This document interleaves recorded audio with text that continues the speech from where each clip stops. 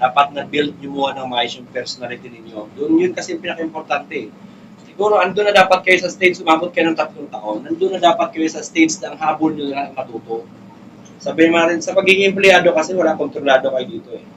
Incentives yun, napapalaki nyo. Pero hanggang saan? Hanggang kailan? Kaya nyo ba mag-incentives ng 50,000 isang buwan? Hindi, di ba? Ang incentives yun, 10,000, 15,000, gano'n na. Siguro, pinakamataas siguro is 20. Dati yun. Ngayon, 15. Siguro, maabot yung 15,000 na incentives monthly.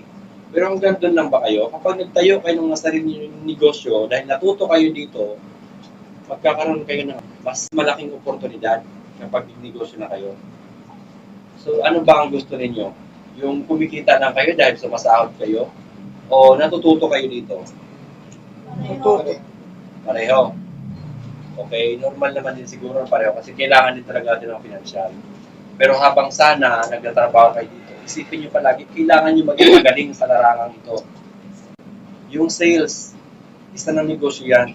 So, kailangan nyo lang ma-perfect dito yan. Kapag lumabas kayo at nadala nyo na sa labas yan, kung na-perfect nyo na dito, kayang-kaya nyo magnegosyo sa labas. Kahit walang puhunan. Naniniwala ba kayo doon? Opo. Okay. Iniisip mo siguro, pag nagtayo kayo akong negosyo, baka malugi ako. Ganun ba? So, isipin mo kapag nagtayo ka ng negosyo. Tapos nakatanong naman sa isip ko na habang buhay, kailangan hindi ako makakabuhay. Ay, sana ganun. Sana ganun tayong lahat. Kasi parang araw gusto ko kayo makita na inabot nyo rin na abot ko. Habang buhay kayo, hindi ka makakamuhan.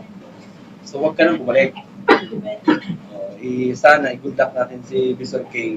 Ano man sa atin to eh. Kung sakali man na talagang wala, open siyang bumalik. Pero tayo sana sa sarili mo kayo, bubuhin mo ang decision mo. Magdidesisyon na ako, iiwan ko na sa MFR. Magaling na ako. So, bigyan na natin siya ng kalayaan. Kasi ayaw rin natin na tumanda si Bishop K dito na nangamuhan lang. Ayun nga, binabananggit niya. Ayaw niya man yung tumanda na pangamuhan lang. Ilang taon ka dito kay? 7 years ka? Nakakalungkot, ano? O, may isa tayong magaling na kasama na alis. Pero para sa akin, pag nakita ko si Bishop K na umasenso, matutuwa na ako, masaya na ako doon. Lahat kayo, pag umasenso kayo tumalis dito, masaya na ako. Kasi sila, nung una, medyo masama loob ko dahil siyempre nag-iwan siya ng utang. Pero ngayon, nakikita ko umasenso siya, natutuwa rin ako kasi galing sa akin yan eh. Ang dami ko rin anay ambag dyan eh, ng mga karunungan.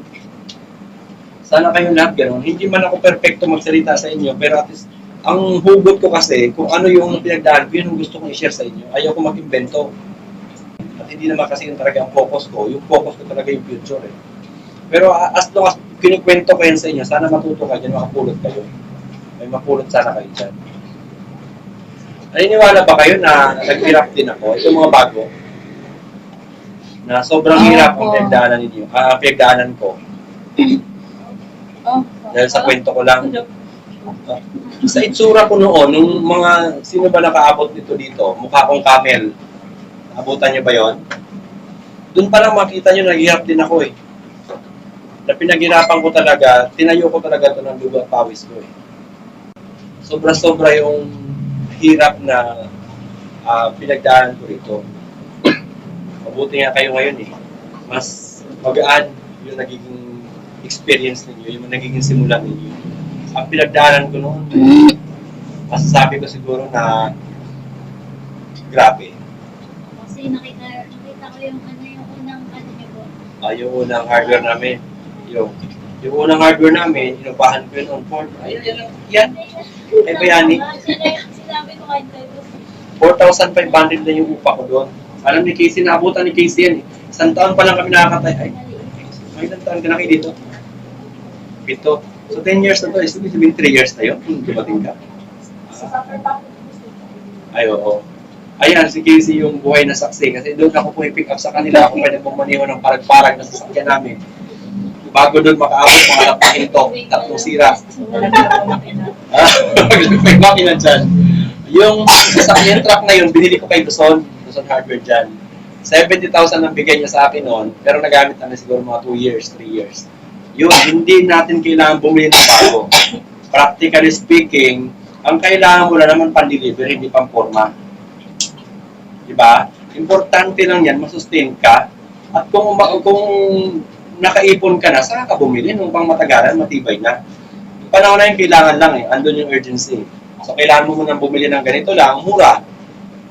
Kayong lahat kung iniisip nyo na wala kasi akong pambili ng truck, hindi. Nagsimula ako, wala akong truck. 70,000. Ngayon nga siguro kung tutusin sa isang taon, kaya nyo mag-ipon ng 150 doble sa naipon ko. 3 taon ko inipon yun. Yun natira. Ngayon, magkano sinasahod nyo ngayon? 16,850 yata, 60. Sa sahod nyo pa lang.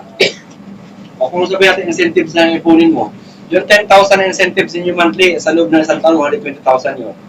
Di ba mas malaki ang maiipunin nyo? Kaya nyo palaguin yun eh.